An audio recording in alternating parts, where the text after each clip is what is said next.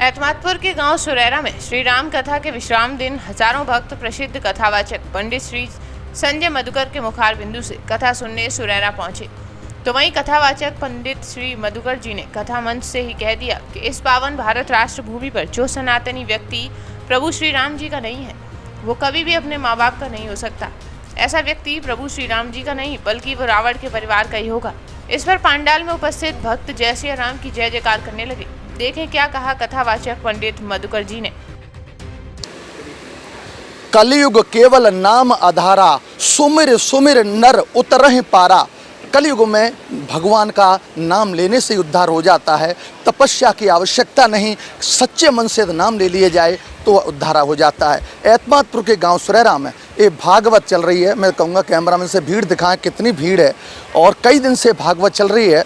महाराज जी यहाँ पर संजय मधुकर जी बहुत ही प्रसिद्ध कथावाचक हैं और इनकी ये 7वां दिन है। महाराज जी से कई चीज़ें ऐसी आज मिली कुछ अलग दिखने को जो महाराज जी से क्वेश्चन करेंगे। महाराज जी खबर एक्सपर्ट में आपका स्वागत है। महाराज जी 2-3 चीज़ें हैं।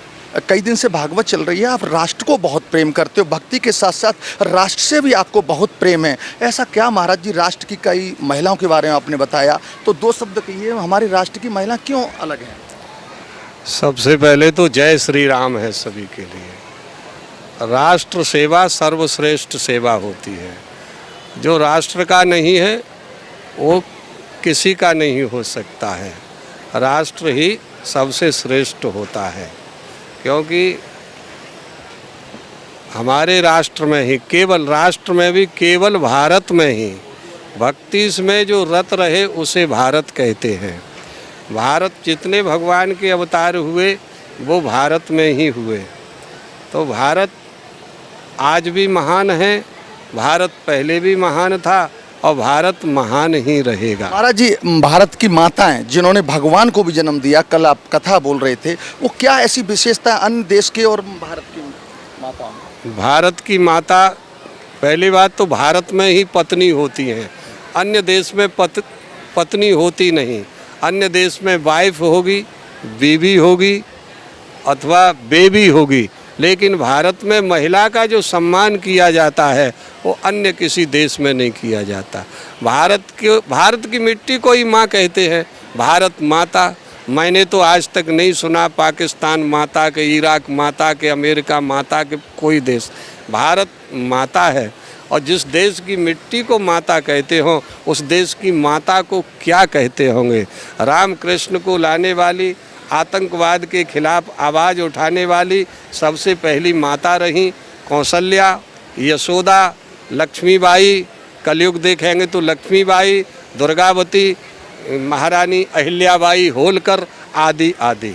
जो भारत इसलिए श्रेष्ठ है, पतिव्रताओं का देश है।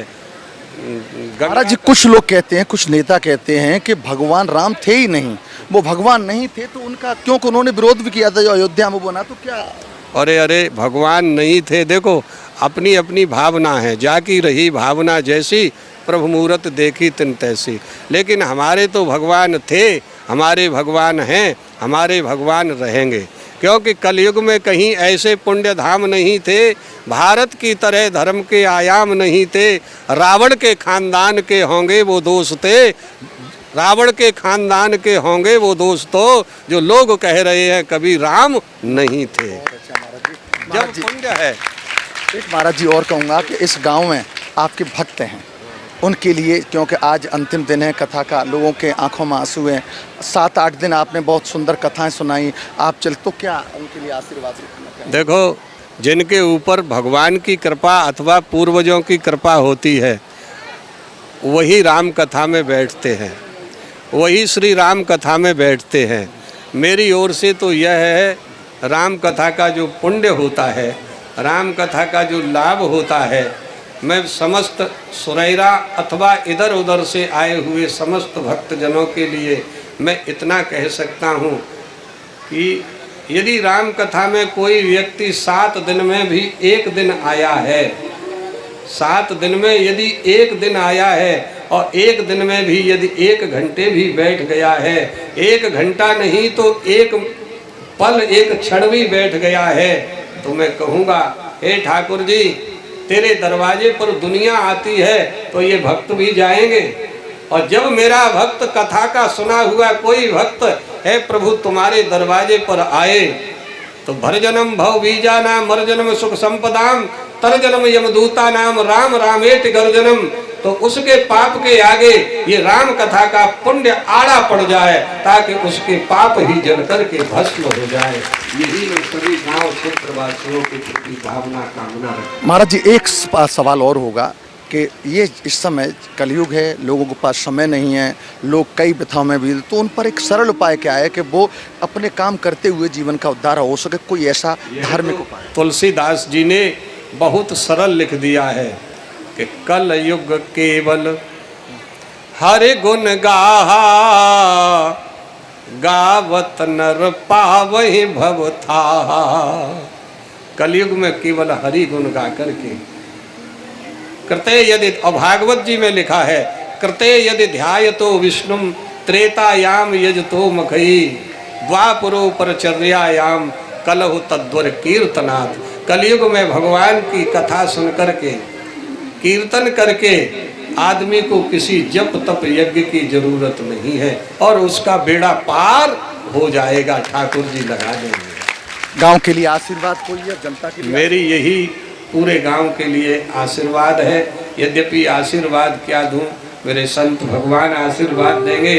और आपने कहा है आशीर्वाद की, तो सबसे पहले तो वयोवृद्धों से मैं ही आशीर्वाद ले रहा हूं और उसके बाद सबसे मेरी ठाकुर जी से ये प्रार्थना कर रहा हूं कि कथा में आए हुए प्रत्येक बालक से लेकर के बूढ़े तक, पुरुष से लेकर के स्त्री तक सबका मंगल हो। और मेरी वाणी में अब इतना भार ही नहीं कि मैं सबका आभार प्रकट कर सकूं। सब माई भाई सबका मंगल हो। वैसे तो राम कथा का प्रभाव है मंगल भवन अमंगल हारी और द्रवहु सु दशरथ अजिर बिहारी। कथा में आने पर सबका मंगल ही मंगल होता है। ठाकुर जी सबका मंगल ही मंगल करेंगे। तो इस तरह से महाराज जी ने जो बताया था कि कलयुग में किस तरह से एक जीवन का मोक्ष लोगों को मिल सकता है, महाराज जी ने बताया कि केवल ईश्वर का नाम लेने से अब जब तब की आवश्यकता नहीं है, केवल ईश्वर का नाम लेने से ही मनुष्य को, लोगों को, भक्तों को मोक्ष की प्राप्ति हो सकती है। जय श्री राम, राधे राधे। बड़े सौभाग्य की बात है, हमारे गांव सरेरा हमारे पूज्य श्री गौरी शंकर महाराज जी के द्वारा जो राम कथा करवाई गई है, बड़े पुण्य की बात है। सभी लोग आकर के और बड़े आनंद से उस कथा को श्रवण कर रहे हैं, उनके लिए मैं धन्यवाद करता हूं। और गांव सरेरा में जो राम कथा चल रही है, कथा सबके उद्धार के लिए होती है और समस्त ग्राम के लिए होती है। जो भी भक्त, जो भी ग्रामवासी, जो भी क्षेत्रवासी इस कथा में आते हैं, उनका निश्चय ही भगवान उद्धार करते हैं। एक राम नाम ऐसा नाम है कि काशी में मृत्यु होने पर भगवान शिव स्वयं राम नाम का मंत्र देकर उसका उद्धार करते हैं। उसी तरह यहाँ कथा व्यास मंडप से राम नाम का उद्घोष जो हो रहा है वो आपके कल्याण और उद्धार के लिए हो रहा है और मोक्ष के लिए हो